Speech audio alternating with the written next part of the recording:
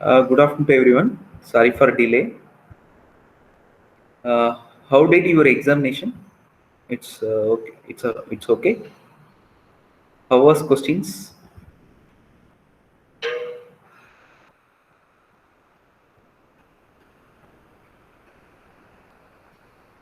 Okay.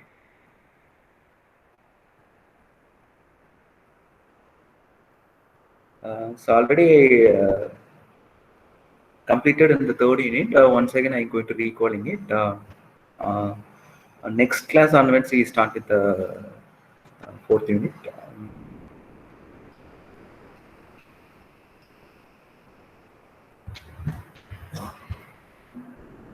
Okay, in the third unit, it consists of only 6 pages. Okay, the third unit is a consist of only 6 pages. It's a talking about. So, in order to implement the software technologies, software modules. So, what are the underlying components are required? That is called as a infrastructure architecture. Okay. Um, okay.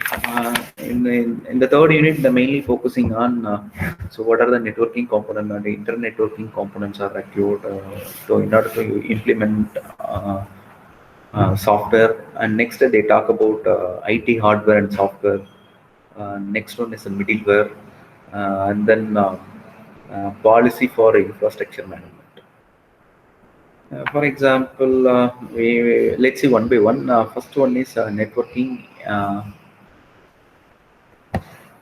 First one is networking, internetworking, and the communication protocol. Talk about a few component. Okay, for example, you are doing a project in the sense your company is located in a different zone. Okay, how they are going to connect with one into another in the sense make use of the networking concept. When we go for the networking topic, they are going to discussing about following key elements. First one is called as a domain name system. Um, for example, if we consider for example, if you consider any IP URL name, that is called as a domain name system. Okay. So why the people put like that in the sense the domain name system otherwise called as a uniform resource locator, which is mapped the specific IP address. So it's for example, if you consider google.com, it is one of the domain name. Actually, it's mapped with the one of the IP address. In the real world, it's very difficult to remember all the IP address. So overcome this problem, what they does is they mapped with a symbolic name that is called as a domain name system. Okay, domain name system or domain name server both are same meaning. The next thing is called as a load balancer. Um, uh, which is available in the both format, either hardware or software format. The main objective of the load balancer is splitting the traffic to ensure that the scalability of the enterprise application. Okay, that is the main objective of load balancer. Um, Next component is called as a clustering. The mix of the clustering concept we can implement it distributed computing or Hadoop computing, whatever it may be. It is one of the concept. Next one is called as a firewall. Mm, okay, the main objective of firewall is nothing but we can able within the firewall we can able to write the rules. So it will protecting the system from the intruder. That is the main objective of firewall. And then demilitarized next parameter is called as a demilitarized zone. Otherwise called as a perimeter of the network. It is a subnetwork of the organization which provide external facing services of the enterprise application. For example, you had the company, and then from the company you want to communicate with the outside world in the sense. Um, the demilitarized zone is one of the parameters. It's acting as an interface between your organization and outside world. Okay, that is the use of militarized zone. The next they are talking about in order obviously suppose you are going to developing any software in the sim, the base is nothing but operating system. Over that, okay, you are going to install the required software. In the IT hardware and software, it's a talk about so okay, what are the softwares are needed? The first software is called as a operating system. Okay, it's provide a complete set of facilities to manage hardware and software resources. Okay, next, database server. Okay, if you're developing any enterprise application, okay, the user going to handle, or admin, they are going to handle huge amount of the data. In order to handling the huge amount of the data, we needed database server. Okay, um, okay, that is another component. Next one is called as a web server. So before move on to the web server, I will tell the what is the difference between application server and web server. Application server, in the sense, you are providing the request through the browser, and then you get back the response from the server, and then display the response in the browser. It is called as a web server. Okay, make use of the browser, you are forward the request to the server. So such a way that you forward the request means that server is called as web server. Application, in the sense, for example, I make a I'm going to write a program which establishing the concept is called as a client server. But I am providing the request to the server through the command prompt. So like that, infrastructure, we call it as a application server. The best example is EJP, enterprise application. It is also the best example for a client and server infrastructure. But how we are going to make a request and get back the response from the server, in the sense, make use of the command prompt. So that's why it is called as a application server. The next one is called as a virtualization. So the main objective of the virtualization is um, okay, okay, you can able to run more than one software in the single machine. That is the main objective of the virtualization. Um, Okay, next one is they talked about middleware. Main objective of middleware is it provide or enable interoperability functionality. So what is the meaning of interoperability functionality, in the sense? For example, you are in Windows you are working in Windows operating system. Your database server which is available, which is running on Linux operating system, Linux environment. But I want to communicate with the server. How it is possible? Okay, both are in a different environment. How the communications are take place? So, so avoid this problem, the people introduced a concept is called as a middleware. So it will synchronize it performing synchronization between the both end. For example, you get the request from the Microsoft environment forward to Linux environment. While forwarding that request to the Linux environment, okay, the information is converted as the Linux environment format and forward to the server and get back the result. So while providing the result to the client machine, again the translation is take place. So and then while we have seen the Java. Suppose we want to connect with the database, in the sense, we are providing while front end with the connect with the back end. So what happened? We are going to mentioning the middleware. Okay, different type of database are available. So each one of them is associated with a particular interface. So while connecting the front end with the back end, you are going to mentioning that middleware. Okay.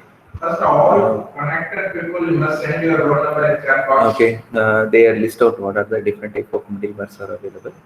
The first one is message-oriented middleware. Okay, for example, in which place they are used for the message-oriented middleware, in the sense. Previously, I said, for example, you are in suppose you are a client, your server is somewhere, your environment is Windows operating system, your server environment is client operating system. But you want to communicate with the server. How the communications are take place? You can use this middleware, message-oriented middleware. It perform that synchronization automatically. Okay, you don't worry about that. You don't worry about anything. So all the risk is taken care by that message-oriented middleware. Next middleware is called as a remote procedure call. Um, for example, sir, I want to create a client server environment. But previously is nothing but previously we have seen that message oriented middleware, in which place we are used that message oriented middleware in the sense communication.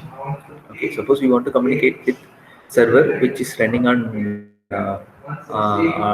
other than Windows, in the sense how the communications are take place. In order to communicate, you go for message oriented middleware. Suppose next I am talking about you want to establishing client server environment, and but both of them is appear in different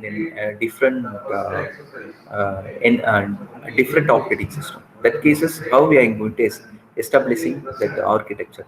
So that cases we go for remote procedure call. So it's similar to RMA, remote method invocation. The remote method invocation, both client and server is running on the same environment, whereas in the remote procedure call, in any one of the operating systems, any one of the machine is running on other than the Windows or other than Linux. Okay, such cases we go for remote procedure call. Okay, they provide us simple development strategies. Okay, okay.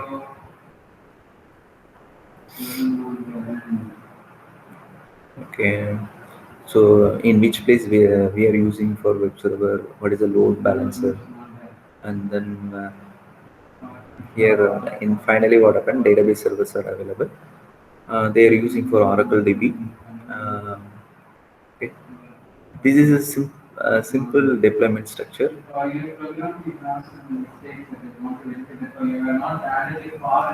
Okay, next one is called as I will show one more example. Um,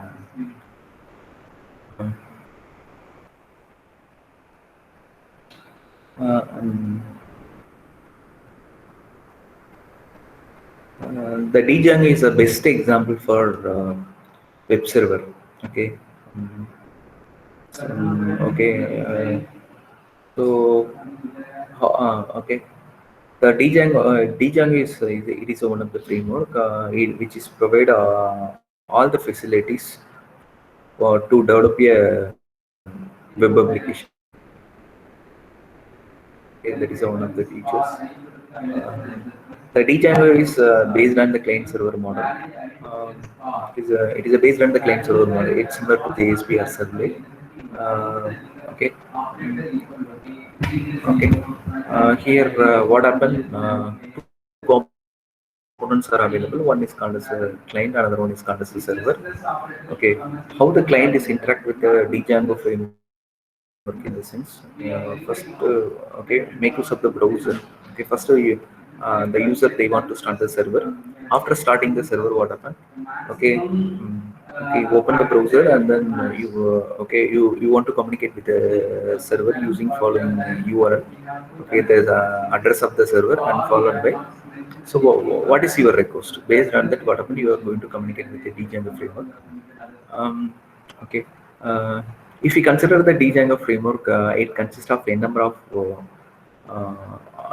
applications are available. So, what is the meaning of a number of application in the sense?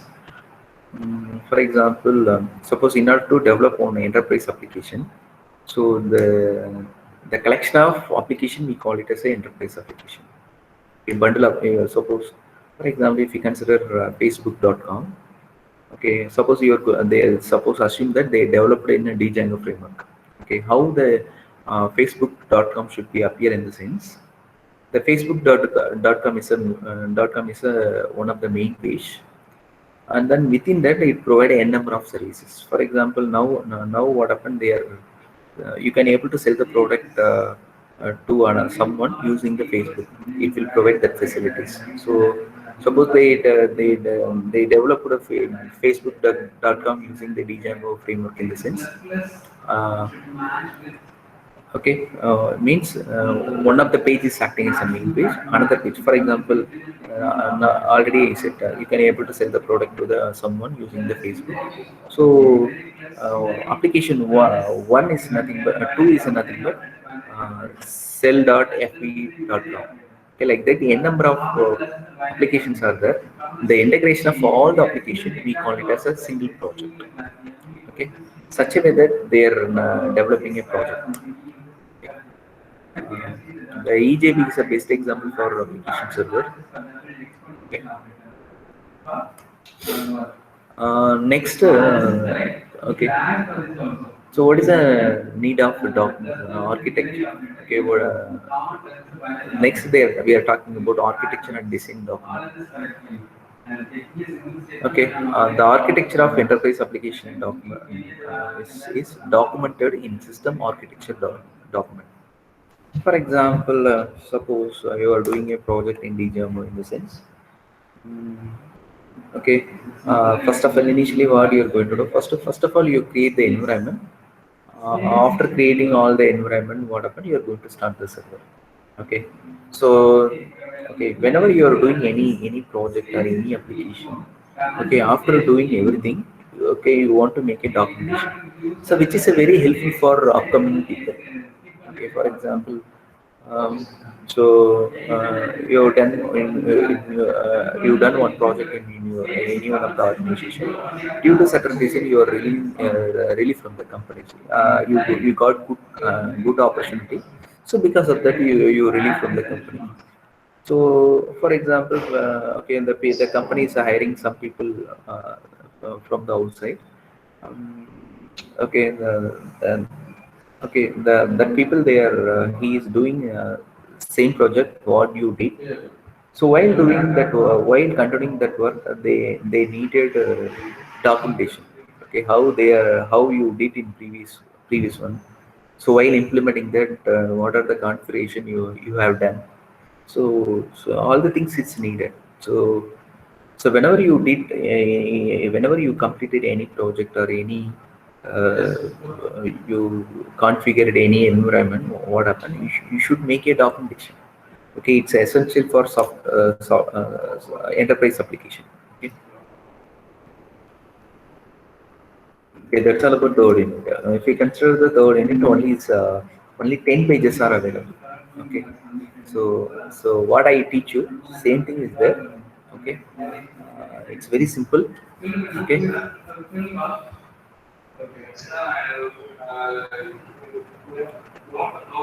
so nowadays, for example, nowadays the Python is very famous in all over the world.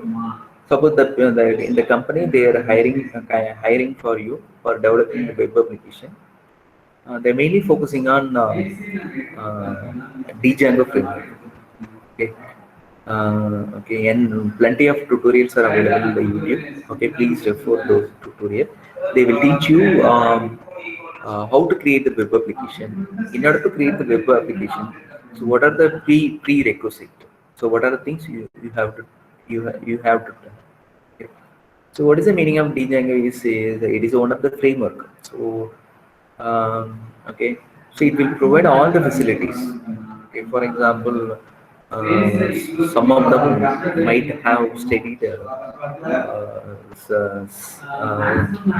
servlet and JSP. Okay, you can implement the program in two ways. One is you can implement the program using command prompt. Another one is called as you can implement the program using the IDE, that is called as Eclipse, NetBeans. Okay. So what is the difference between command prompt and the IDE in this sense?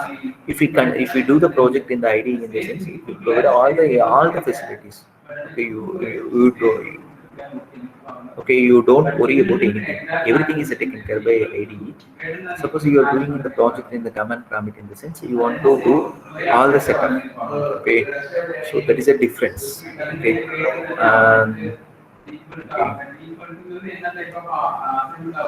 and then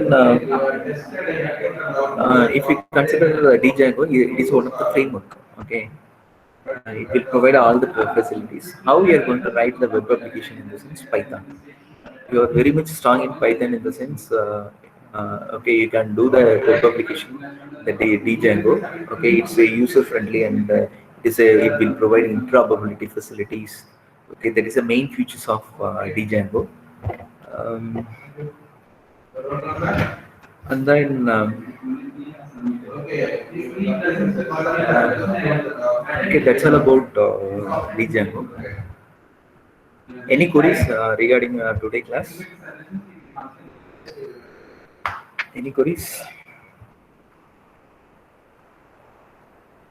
So today only 28 people are present. What about remaining? So remaining 13 members are absent. What happened? Next roll number 178.